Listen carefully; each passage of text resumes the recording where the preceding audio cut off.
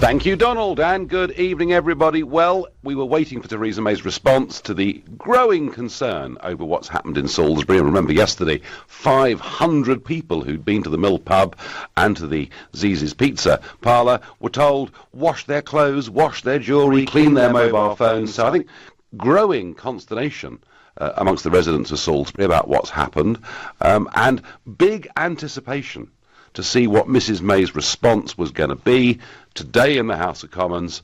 Here's just a piece of it.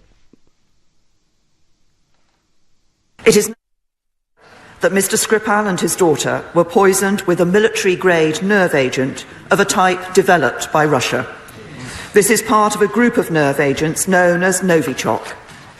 Based on the positive identification of this chemical agent, our knowledge that Russia has previously produced this agent and would still be capable of doing so, Russia's record of conducting state-sponsored assassinations, the government has concluded that it is highly likely that Russia was responsible for the act against Sergei and Yulia Skripal. Mr Speaker, this attempted murder using a weapons-grade nerve agent in a British town was not just a crime against the Skripals.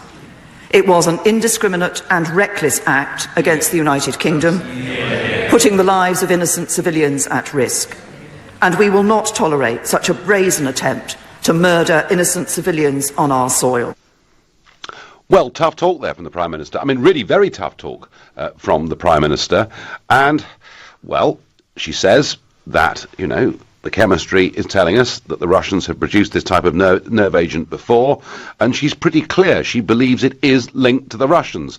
That, of course, is not quite the same as saying the Russian government sanctioned this. It's possible that a rogue agent did it. I don't know. But, of course, you know, we did see the Litvinenko case 10 years ago. That was using polonium. And we have seen, have we not, the murder, the supposed suicides of a number of people who appear to have crossed the Russian regime, and in particular to have crossed Vladimir Putin.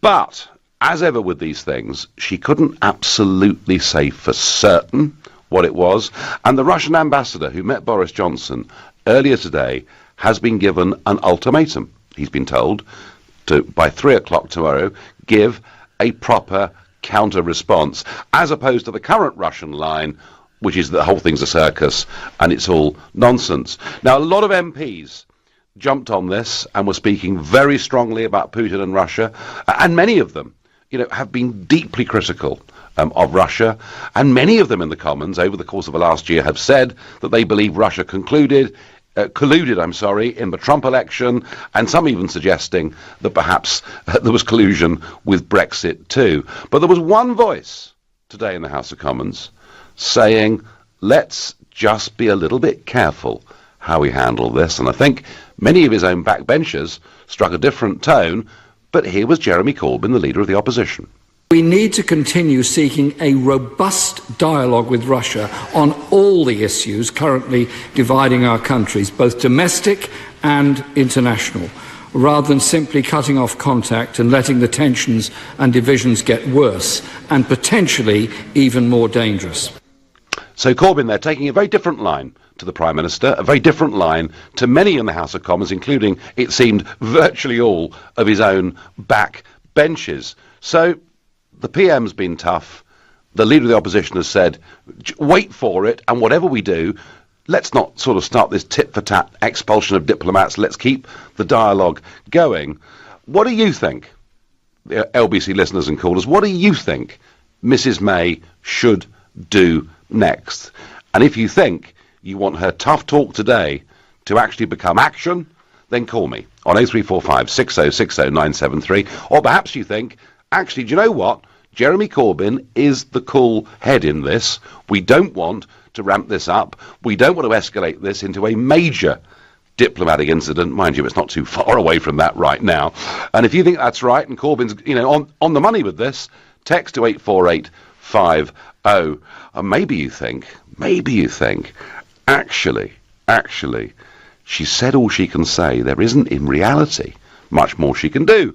In which case, tweet using the hashtag Farage and LBC at LBC, and watch us on Facebook. We're live here from the European Parliament in Strasbourg. I have to say, that was quite a tough tone for the Prime Minister to to take. I've never been one of those who has been a massive conspiracy theorist about Putin and interference in our elections. Far from it. I mean, I've been accused, of course, many times of being his best mate and running memory sticks between the White House, the Kremlin, and Julian Assange, all of which I can tell you is nonsense. Does seem to me, in this case, I'm saying this without evidence, but it does seem to me in this case, it's very unlikely that it wasn't a Russian state actor of some kind, with or without the approval of Putin and the government. That is my view, and I think the Prime Minister has been strong on this today, but I don't personally see actually what more she can do. I don't know. Steve in Rickmansworth, maybe we'll have the answer. Good evening, Steve. Hi, Nigel. Hi. I don't know whether they did it or not. I really don't know. And the trouble is, I've kind of lost interest in what the government says because they tell so many lies. They just tell so many lies, Nigel. I mean, 22 years ago today, Dunblane happened. There's a 100-year ban on information. 100-year ban on information.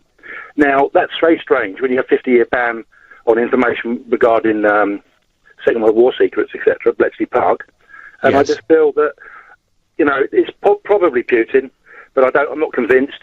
I just don't believe everything they tell us.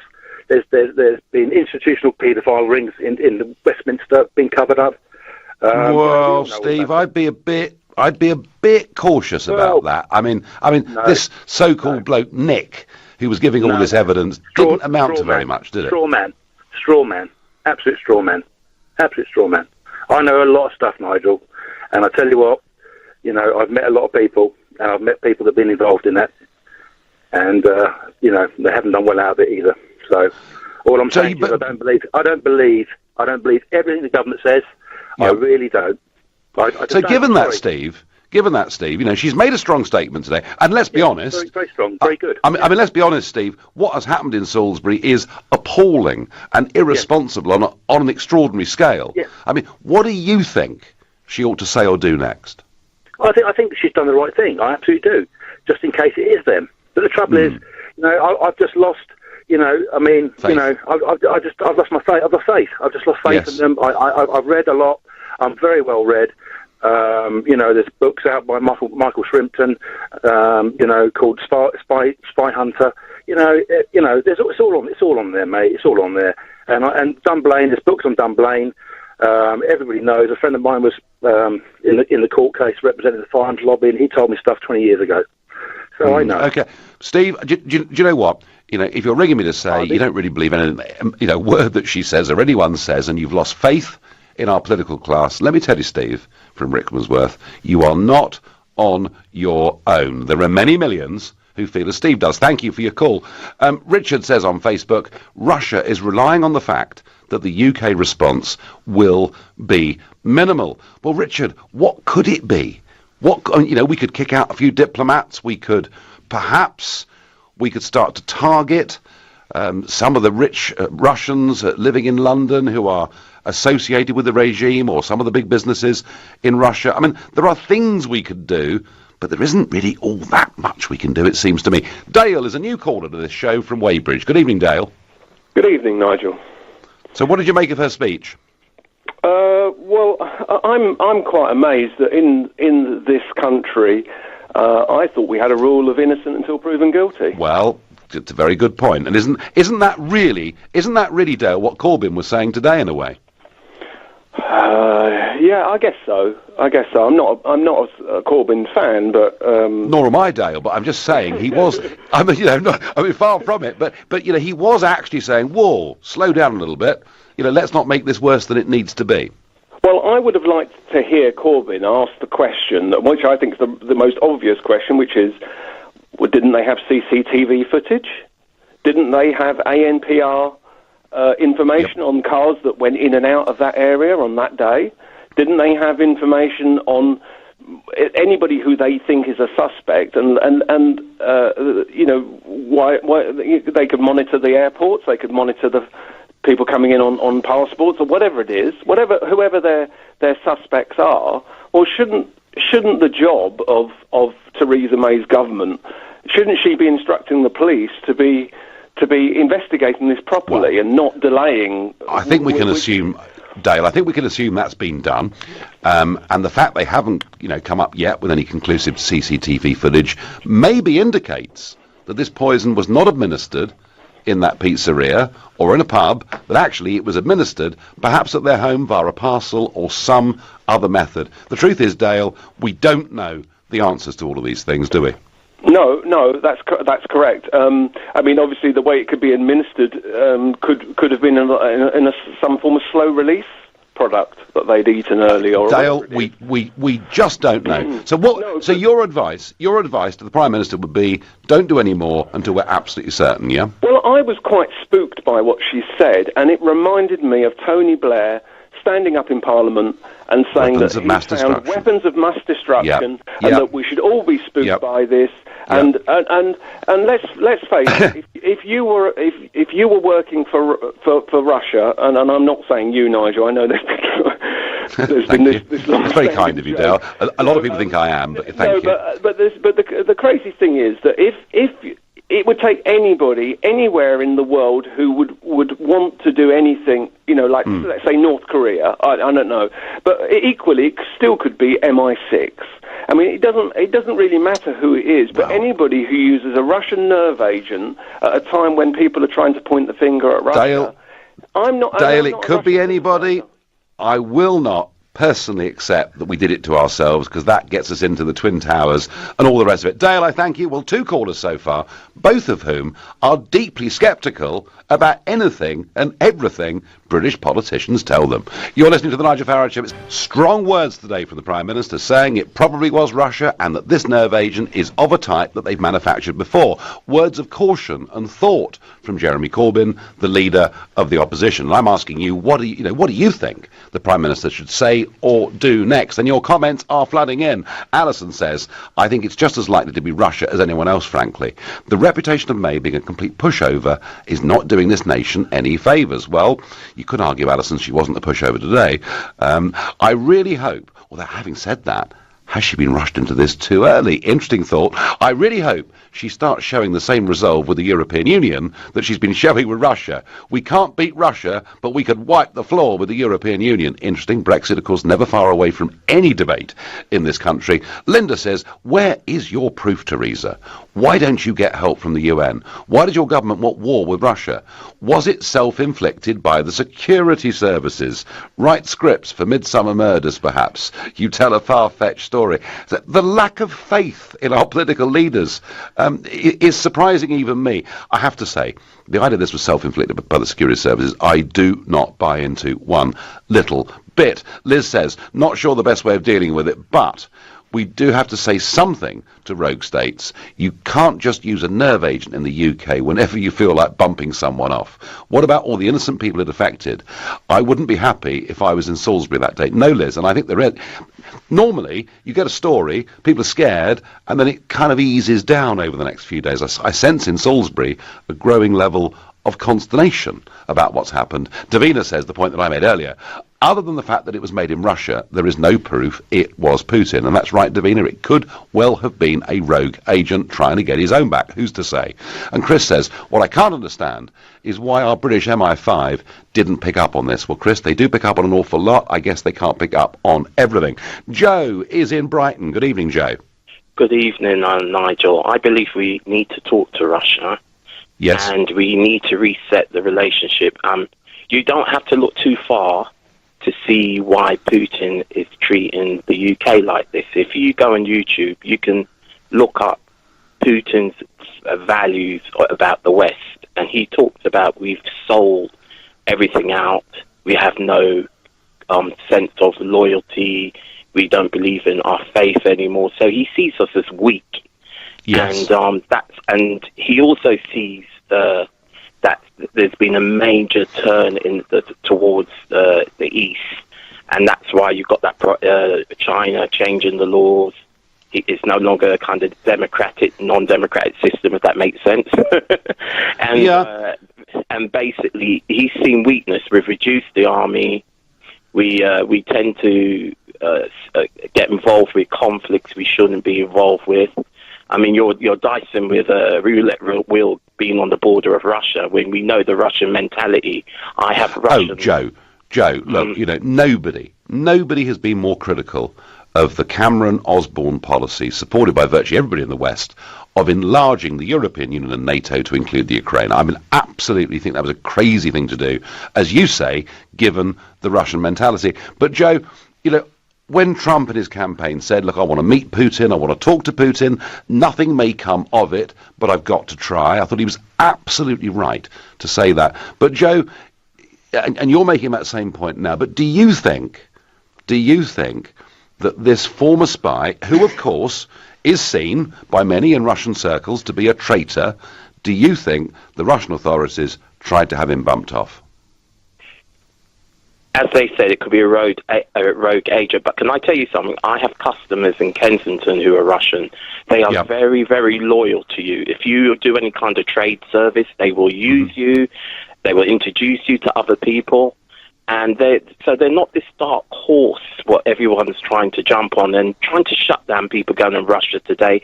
It's the wrong way, because then you're showing hostility.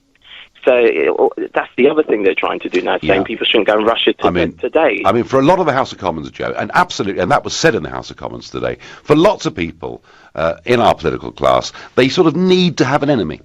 And it's been really useful to them for Putin to be the enemy. I mean, how many times was I told, if we vote Brexit, the only person that'll benefit is Putin. So they need to have this enemy. Joe, I mean, would it be a good idea, given where relations are now, given May's statement, that the next thing she does is she says, I am going to have a meeting with Vladimir Putin. We're going to thrash out this and other issues. Would that be the sensible next thing to do? That is the sensible course to follow. I mean, without any doubt, I mean, Russia hasn't really interfered with a lot of world politics over the last 40 years until it came to its doorstep. so really, we really have to have peace with Russia. And, at the same time, I would like to say one thing about Brexit, how I see it.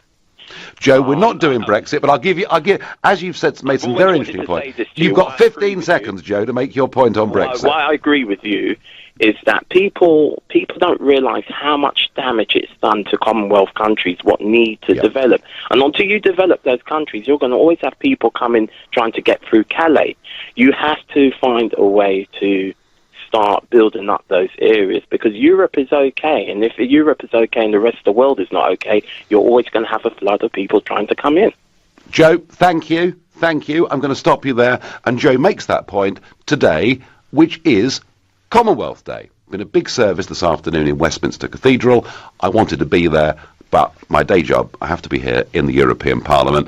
And it's interesting, isn't it? There I was in Washington, D.C. the other week, and the Royal Commonwealth Society had their first ever event in the USA, and it's an attempt, I think, for the English-speaking peoples of the world, as Churchill called them, to try and come a bit closer together.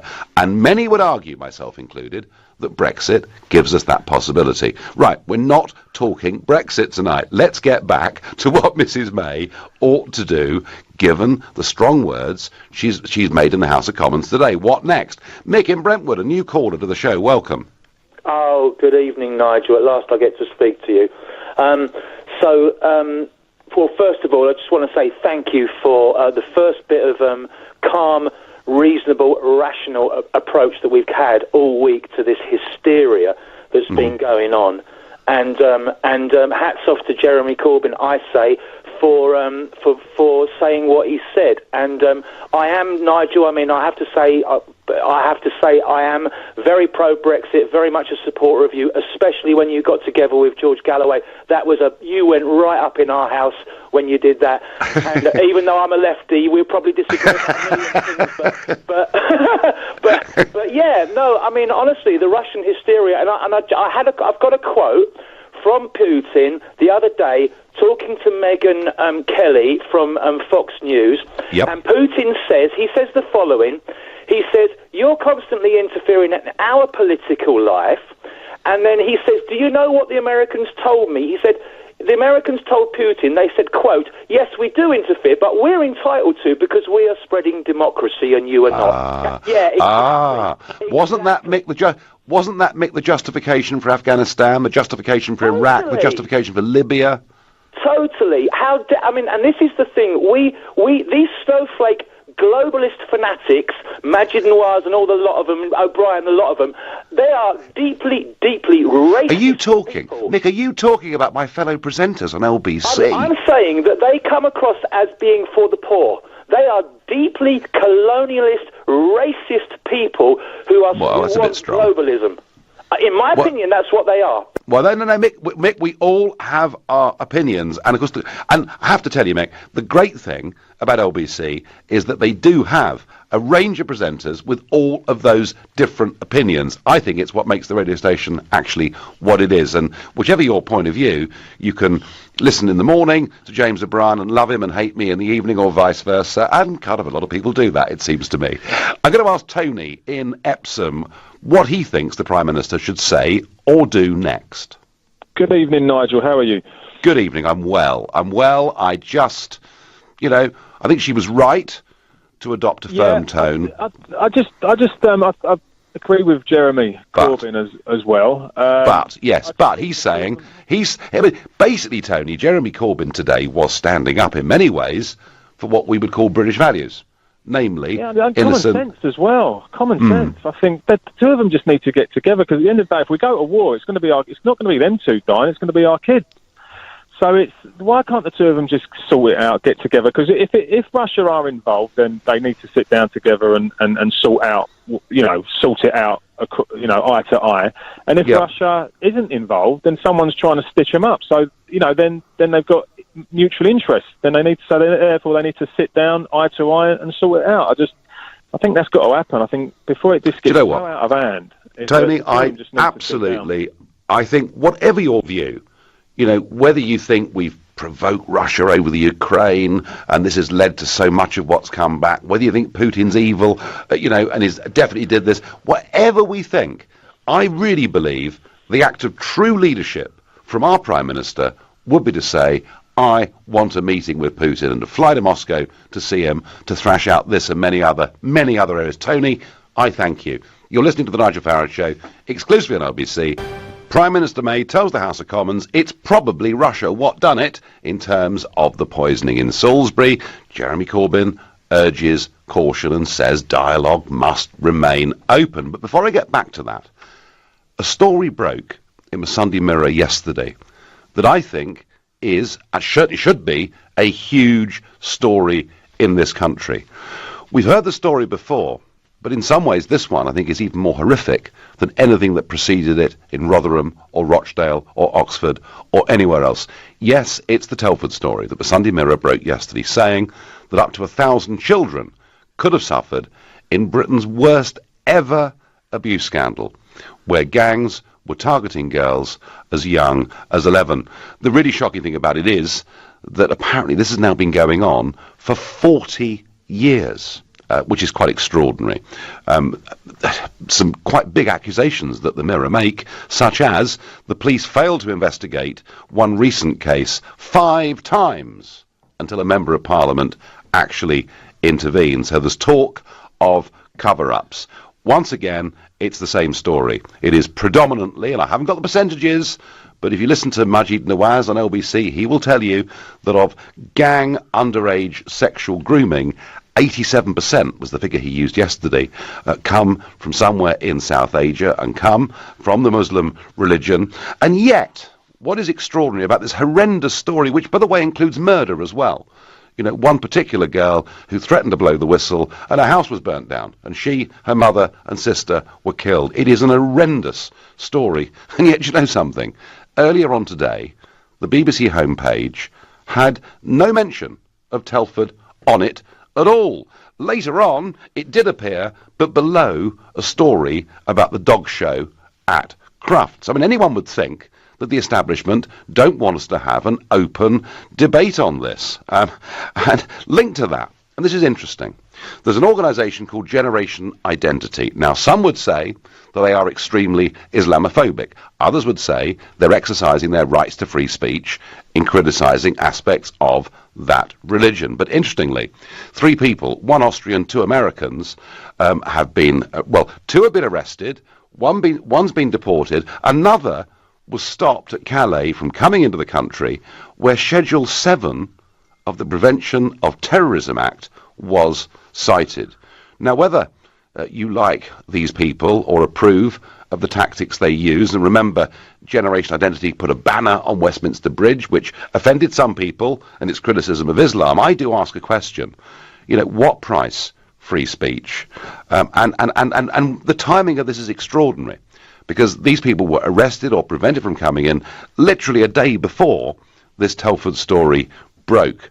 All right, I do understand the government's perspective that you certainly wouldn't want people in this country who were going to incite violence, who were part of any terrorist network, but to see Schedule 7 used against an activist who criticises a religion, and for that to be condemned as now being racism, and all of this in a country that allowed back in 400 people who'd been fighting with ISIS in Syria. I do wonder whether we're perhaps getting our priorities right, or maybe we're getting them wrong on this.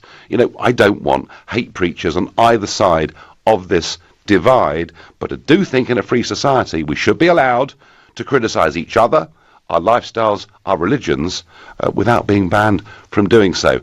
I really hope that this Telford story gets bigger over the course of the next few days, and we start to have an open, honest debate about the appalling things that have happened in this country. Because the reason no one wants to talk about it is the fact is, it is the fault of successive governments in this country that have allowed this to happen, and that's the debate they don't want. Back to Russia, back to Salisbury, back to May's tough words. What should she do next? Charlie says, Putin is correct, we are weak. Alison says, if they trace the nerve agent back to the only factory in Russia that produces it, along with the fact that Putin is the only one that can sanction this kind of mission, then okay, it's Russia. But the thing is, even then, what do we do about it? Sanctions and posturing is not the way to go. Don't poke the bear. I hear they like honey. Well, I've often said, Alison, don't poke the Russian bear. But if it's proved that it is them, then she's got to be pretty tough. I'm convinced, folks, the one real act of leadership that is needed right here, and it's not just this issue, is it? We've got other problems with Russia at the moment. We're kind of back almost to the Cold War. I think she needs to demand a meeting with him. That's my view. Leonard says, we should have been speaking to Russia already, but the damage the politicians and media have done makes it very awkward. Dennis says, can everyone stop pointing the finger at Russia? We have this stuff here in the UK, in Wiltshire. We do, Dennis. It's in somewhere called Porton Down, and the Porton Down establishment is about 4 miles, as the crow flies, from the centre of Salisbury. So Dennis saying, was it stolen from there? We don't yet know the truth. Thomas is calling from Worthing. Good evening, Thomas. Good evening. Also, don't poke the lion with a stick either. I think I hate conspiracy theories. I really do. But, I mean, we've got the development of European army. We've got the potential for another bordering nation to Russia joining the EU.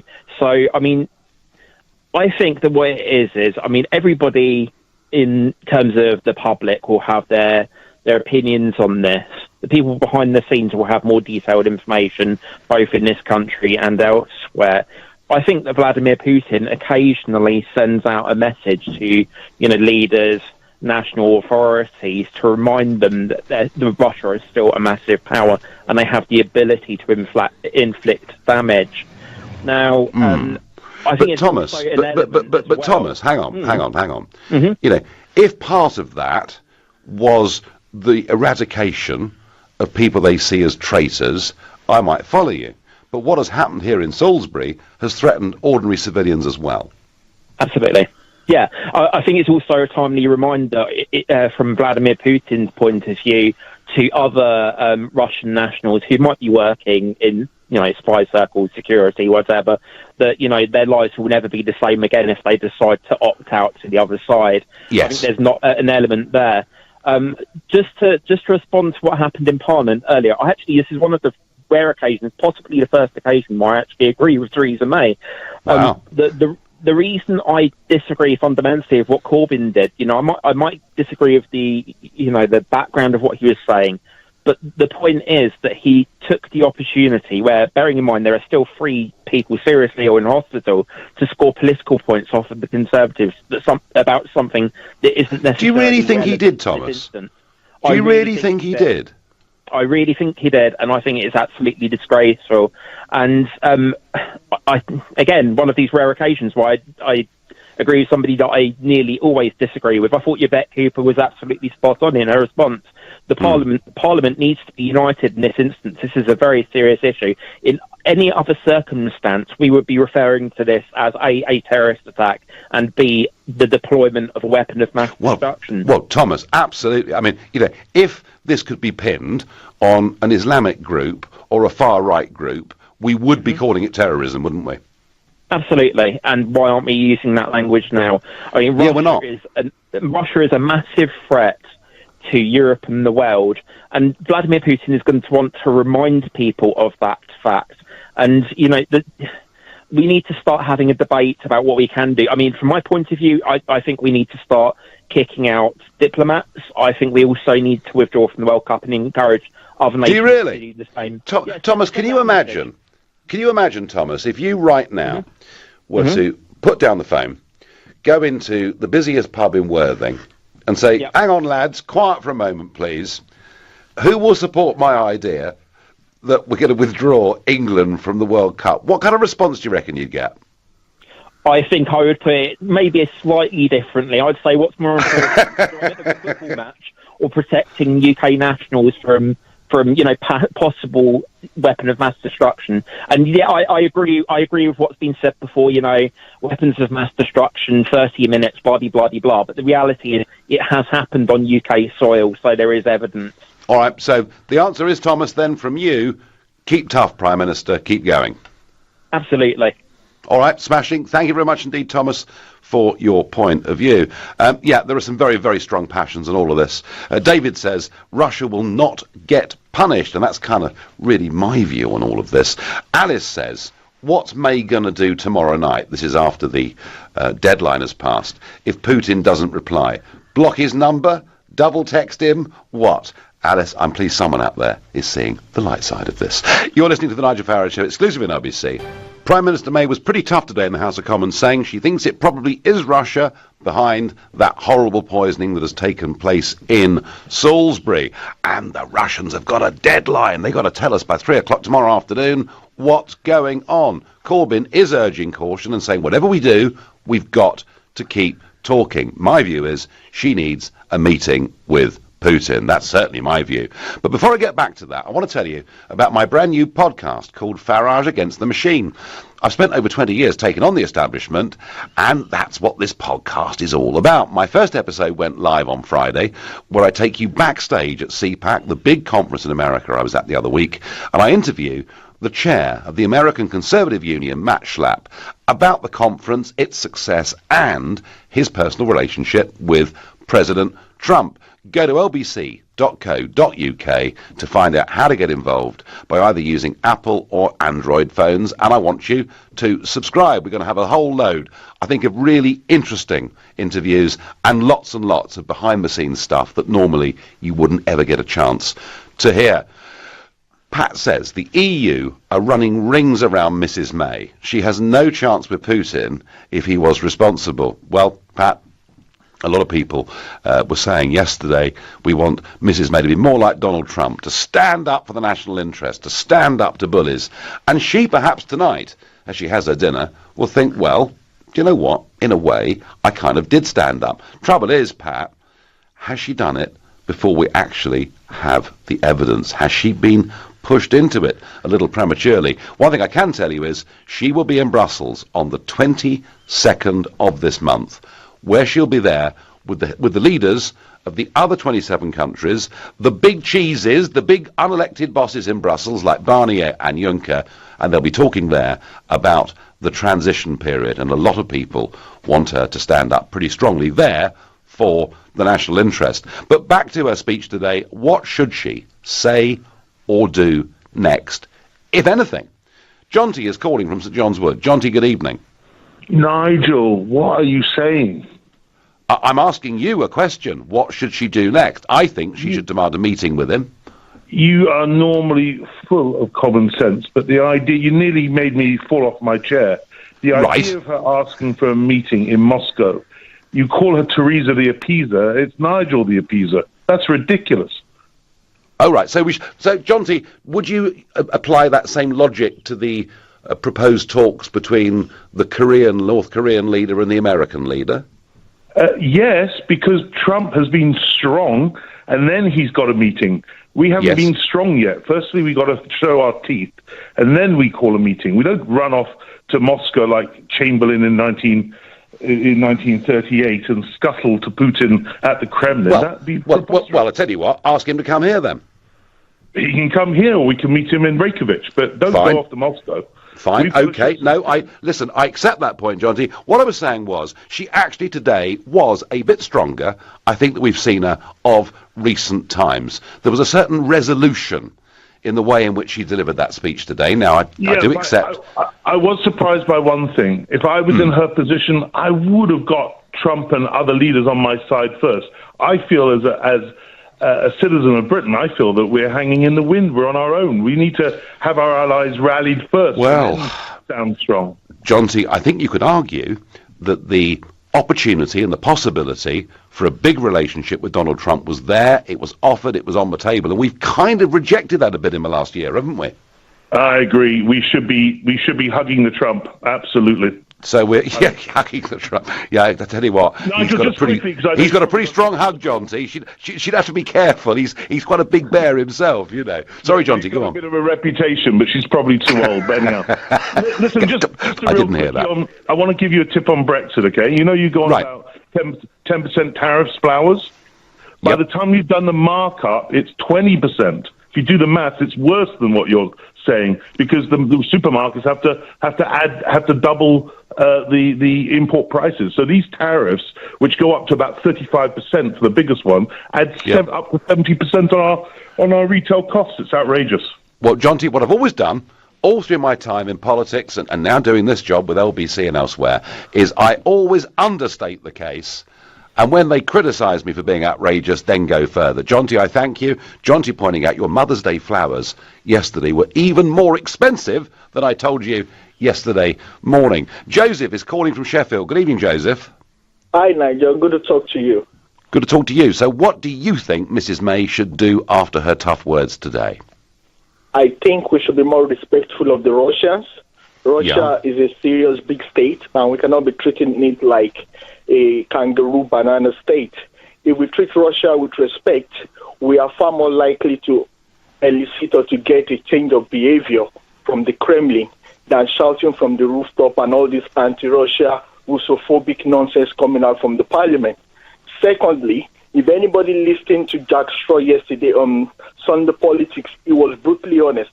We mismanaged the relationship with Russia. He said we should think about it this way, like United Kingdom, losing Scotland, losing Northern Ireland, losing northwest of England, losing the northeast of England, and losing the Midland. That was the kind of position we put Russia when we were like getting Ukraine and like and European countries. And no country, no serious country is going to sit comfortably or is going to be like take everything calmly if you're like poking them that way. So I think we need to treat Russia with respect. I agree with you. Theresa May or whoever our leader is need to see eyeball to Mr. Putin and say, can we like reset relationship? And the last caller is talking bollocks. We've been on this part for about many years. Where has it gotten us? So you cannot Joseph, I do take your point. We have provoked Russia. That wasn't a clever thing to do. But that of itself doesn't justify all of Russian actions. Certainly things that happen within the country with disappearing journalists, etc., which are not very pretty, Joseph, are they?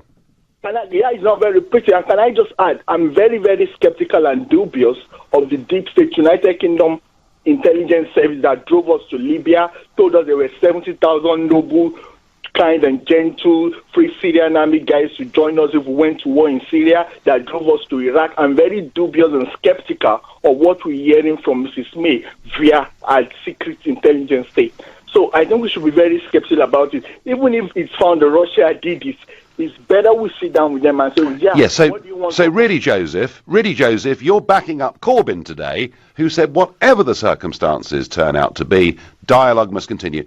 Joseph, I thank you, and some of you may have heard Joseph, they're getting a little bit too passionate and perhaps using a word that was a bit colourful before the watershed, so I do apologise to any younger ears that heard that. Karen says, Putin is extremely strong, unbelievably rich, but someone not to be trusted. Well, Karen, fine, but where does that take us? Gina says we need dialogue with Russia. Quite a lot of people, I sense, thinking that Jeremy Corbyn struck a note today that perhaps rather surprised everybody. Matthew's in Leicester. Good evening, Matthew. Good evening, Nigel. So, really what I want to try and get across is the point from where the Prime Minister actually really is. Yep. Which is, it's all very well and good her standing up in Parliament and saying, well, we're going to be very strong and we're going to be very tough. But convention dictates that she can only do what is called a proportionate response.